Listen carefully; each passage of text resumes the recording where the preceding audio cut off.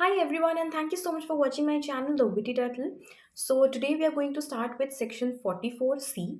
This particular section speaks about deduction of head office expenses in case of non-resident SSEs, right? So in this case, who is the eligible SSE? Eligible SSE is any non-resident person, right? Now, before reading this particular section, first we need to understand what is the concept of this head office expense. For example, there is a foreign company called XYZ Inc., which is incorporated in US, right? And that XYZ Inc. is also having a branch in India, right? So now this company has to maintain a separate books of accounts and separate and the company has and the branch has to make a separate profit and loss account for the Indian branch itself, right? And in that PNL of the Indian branch, whatever net profit will be there, the company will pay tax at the rate of 40%, being a foreign company. uh, on that net profit amount, the company will pay taxes in India, right? Now, generally what happens when there is a head office and there is a branch of the same company, so there are certain common expenses of the head office which are allocated to all the branches. uh, Whatever number of branches are there, the common expenses of the head office gets allocated either equally or on a ratio basis, on a proportion basis, depending upon their own equations, right? So here it is talking about that particular expense. Head office allocates some part of its common expenditure to all its branches. So this particular section speaks about how much of its head office common expenses shall be allowed as deduction. Right? I hope the concept is clear.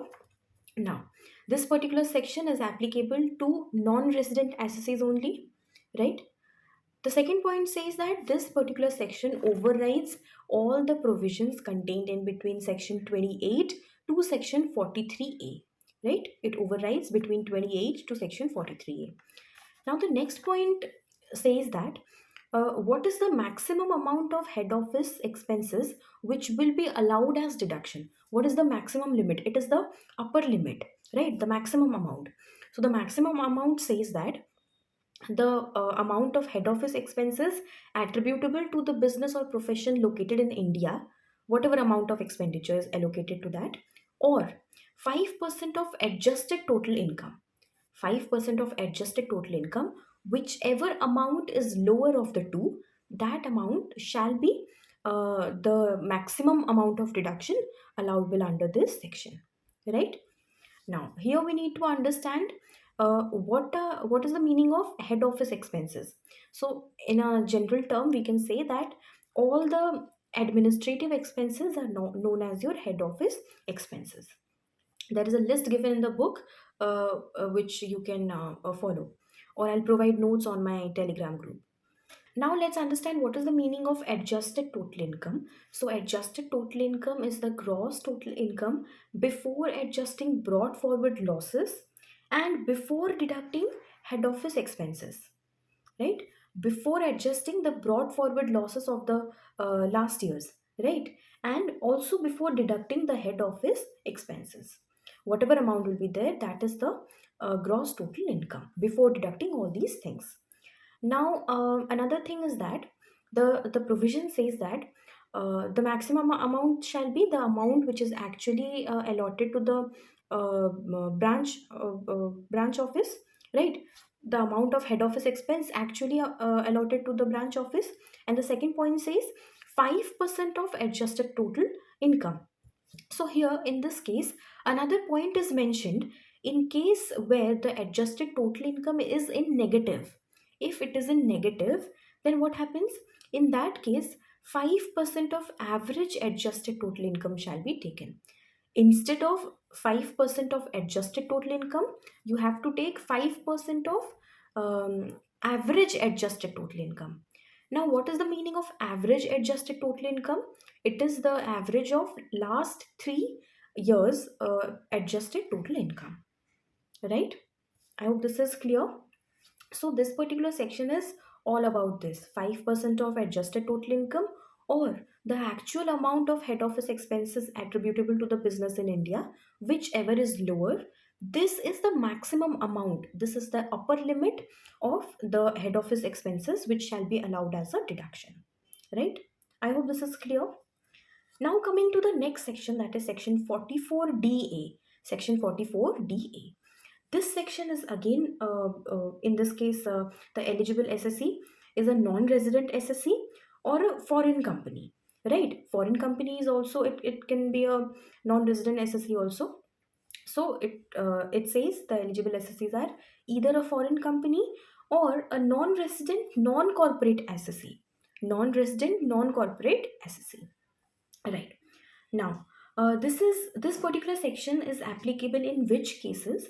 The cases where the SSE is earning income from royalty, either from royalty or by fee of by providing technical services. The SSE is earning income by two ways, either by royalty or by providing some technical services, whatever fee he is getting, if that is the income, right? uh, another condition is there which needs to be satisfied, is that in pursuance of agreement entered into after 31st March 2003, whatever amount the SC is earning by royalty or fee from technical services, this particular agreement must be entered after 31st March 2003. 31st March 2003. And in this case, another condition is there which says that if the SSE is carrying on a business, then the business must have a permanent establishment situated in India. It must have a permanent establishment situated in India. And if the person is having a profession in India, then it must be performed from a fixed place of profession located in India. So it basically says that if a non-resident is earning income by royalty or a fee from technical services, then it gets divided into two parts. The first is that whether the SSC is having a permanent establishment in India or not.